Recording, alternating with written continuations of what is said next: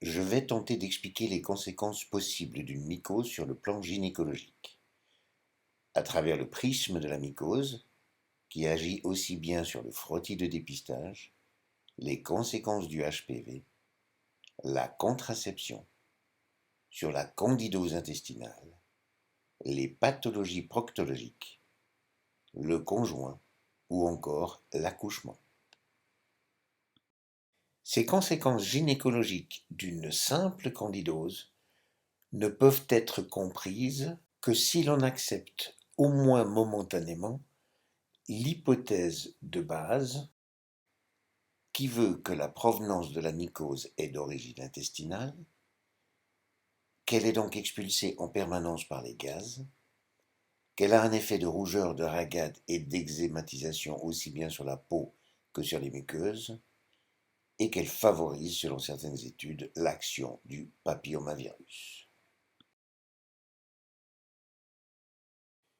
Une fois cette hypothèse acceptée, on va d'abord voir les conséquences de la mycose sur le virus HPV. Et tout d'abord sur le virus HPV du groupe A, c'est-à-dire les condylomes acuminés, qui sont quasi toujours sur le trajet de la mycose, fréquemment enflammés, ce qui les rend d'apparence papillaires, ce qui explique aussi leur fréquente situation anale et périanale, sans relation avec les rapports, et c'est aussi le cas chez les hommes hétérosexuels. Concernant le HPV du groupe B, plusieurs études ont montré leur fréquente association avec la mycose, ce qui explique l'augmentation des hémorragies et l'action négative sur la qualité de la cicatrisation. Si on diagnostique et traite ces mycoses, on diminue sensiblement le problème d'hémorragie. À noter aussi que nombre d'ascus, voire LSIL, disparaissent après le seul traitement antimycosique. Si on retourne vers le prisme, on a donc aussi une influence de la mycose sur le frottis de dépistage. On l'a dit, une bonne partie des ascus disparaissent après traitement antimycosique. On l'a dit aussi, la mycose favorise le saignement lors de la cytologie, mais aussi lors de la biopsie et évidemment lors d'une conisation. Il diminue aussi l'effet des colorants colposcopiques et de facto a une conséquence négative sur l'ensemble de la cyto-histo-colpo.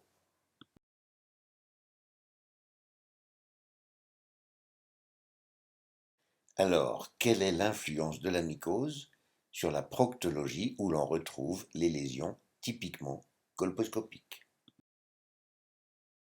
La zone touchée en premier par une mycose est donc périanale. Nombre d'hémorroïdes sont aussi symptomatiques en raison de cette mycose et non d'une poussée hémorroïdaire, ce qui se voit de par une inflammation des marisques uniquement sur le versant canalaire, ce que j'ai appelé hémorroïde one face. La reconnaissance de la mycose dans ces cas est essentielle pour éviter qu'il soit l'objet de traitements à la cortisone ou chirurgical. La mycose favorise également les AIN, exactement comme les VAIN ou les VIN.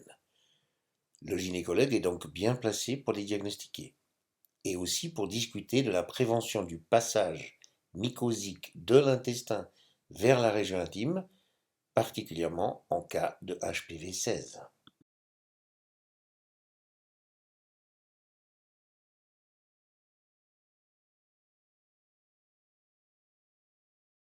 Alors, qu'en est-il de la candidose intestinale, le haut responsable du sujet du jour? La mycose gynécologique n'est donc que le reflet de la candidose intestinale. C'est pourquoi la mycose est d'abord vulvo-périnéale. C'est aussi pourquoi le traitement local récidive souvent. Il nécessite donc un traitement péros suivi d'une prévention. Il est diagnostiqué par un test urinaire qui analyse des molécules produites par le candidat intestinal, le test mou. Les effets de la candidose intestinale sont en voie de découverte, par exemple sur le plan digestif, sur le plan dermatologique, Les influences psychiatriques,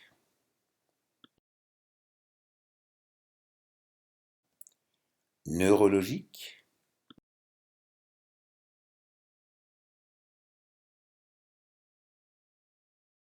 et enfin sur le métabolisme général.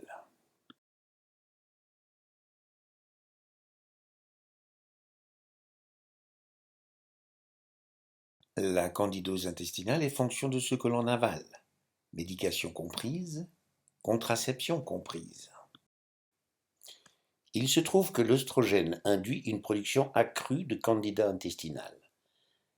Les gaz intestinaux se composent donc de champignons et de bactéries, ce qui pourrait poser problème en cas de stérilet ou cuivre. Même raisonnement concernant la grossesse et l'accouchement que pour la contraception. Les hormones de grossesse favorisent la candidose, souvent non ressentie car la sensibilité vulvaire diminue au fur et à mesure de la gestation. La mycose est quasi inévitable lors de l'accouchement.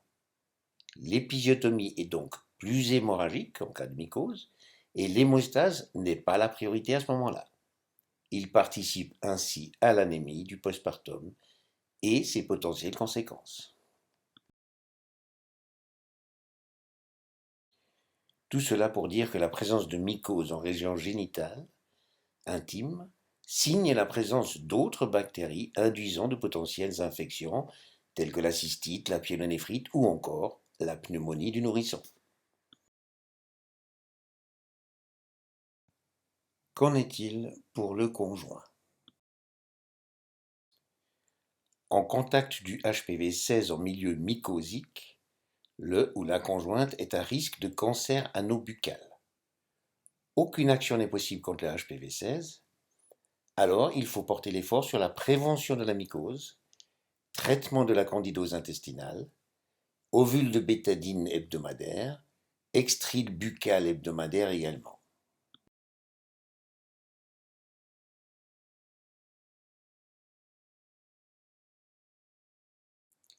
Alors, quelles sont les conséquences pratiques de cette hypothèse digestive de la mycose? Eh bien, pas de frottis ni aucun geste analytique ou chirurgical en cas de mycose. Traitement de la mycose par voie parentérale suivi d'une prévention. Pensez à la mycose digestive en cas de récidive.